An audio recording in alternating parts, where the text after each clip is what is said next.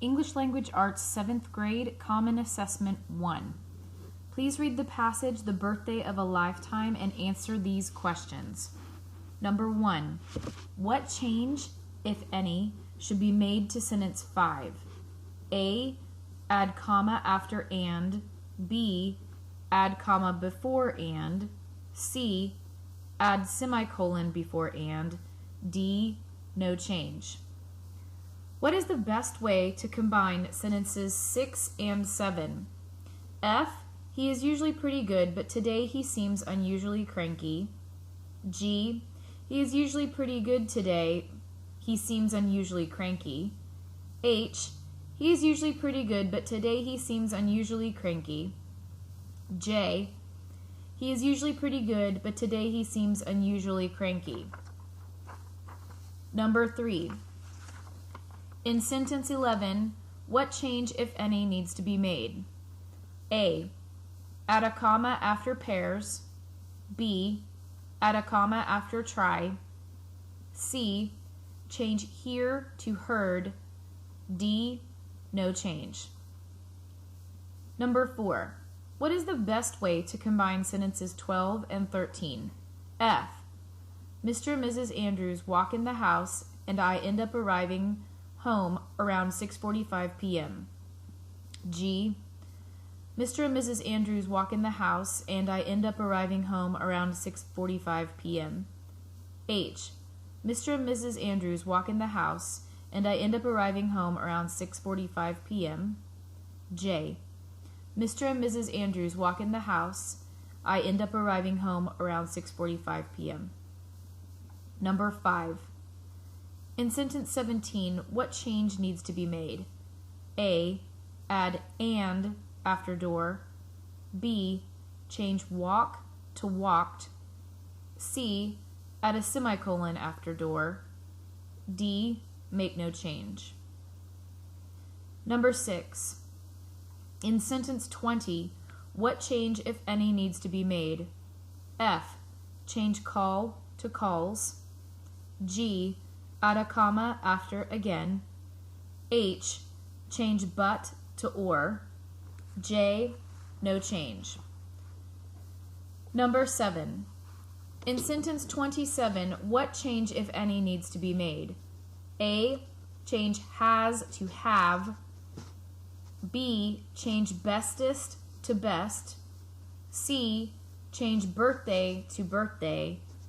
D. Make no change. Number 8. In sentence 28, what change, if any, needs to be made? F. Change were to was. G. Change myself to me. H. Change birthday to birthday. J. No change. Please read the passage, A Magnificent Mistake, and answer these questions. Number 9. Which of the following is an appropriate paraphrase of this sentence from paragraph 1? One day earlier, the Vasa, laden with ornately painted sculptures and powerful guns, set sail toward the east. A. Later, the Vasa, loaded with ordinary art objects and small arms, left for the east. B. Previously, the Vasa, weighed down with extraordinary artwork and carrying large weapons, sailed to the east. C. Immediately, the Vasa, decorated with fancy artwork and pictures of guns, went east. D. Recently, the Vasa, packed with treasure in its cargo boxes, left Sweden. Number 10. Which words from paragraph 5 help the reader know what the word squall means? F. Sank below water level. G. A second gust of wind. H. The Vasa sank. J. A farewell salute. Number 11. What is the author's purpose in writing this expository nonfiction piece? A. To give information about a real event. B. To provide enjoyment with a make-believe story. C. To assist the reader in performing tasks. D, to give information that will help in solving a problem.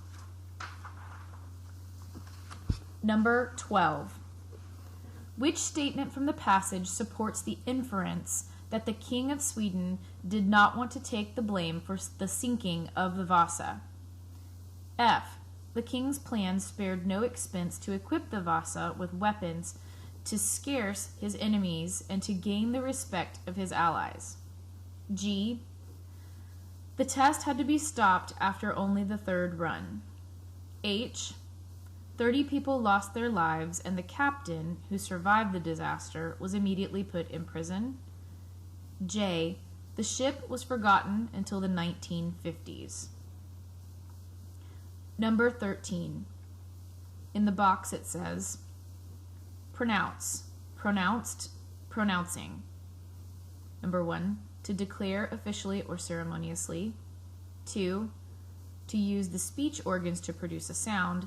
3, to recite or say correctly.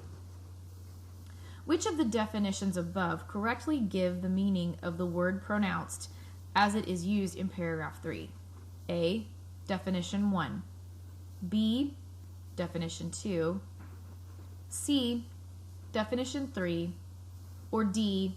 None of the above. Number 14.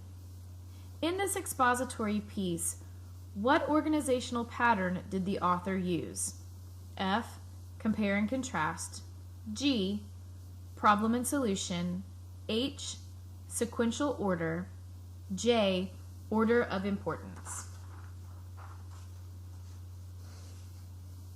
Please read the story, A Warm Smile, and answer the questions. Number 15. What change, if any, should be made to sentence 6? A. Change drove to drive. B. Add a comma before the word and. C. Add a comma after the word and.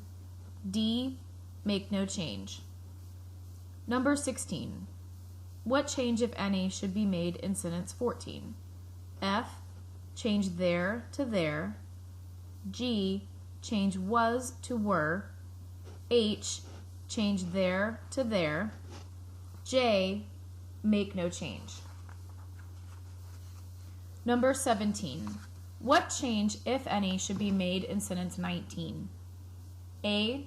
Change haven't to hadn't. B. Change drive to driven. C. Change would to will. D. Make no change. Number 18. What change, if any, should be made in sentence 20? F. Change forgot to forgotten. G. Change our to my. H. Change I to we. J. Make no change. Please read the poem and answer these questions. Number 19.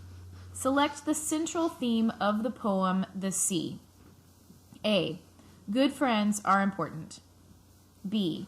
Things we hate can occupy our thoughts. C. Nature is to be enjoyed. D. Life's challenges teach us lessons.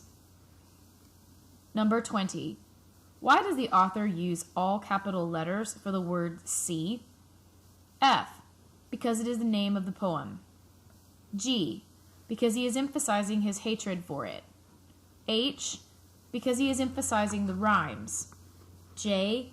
Because he likes to be different than other poets. Number 21. Which of the following phrases from The Sea is a sensory image?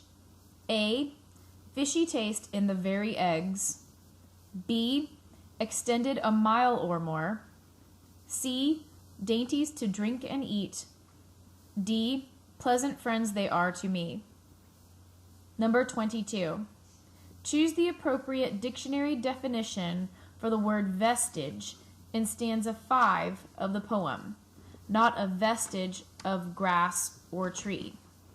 The dictionary entry says, vestige, noun. Number 1, a mark.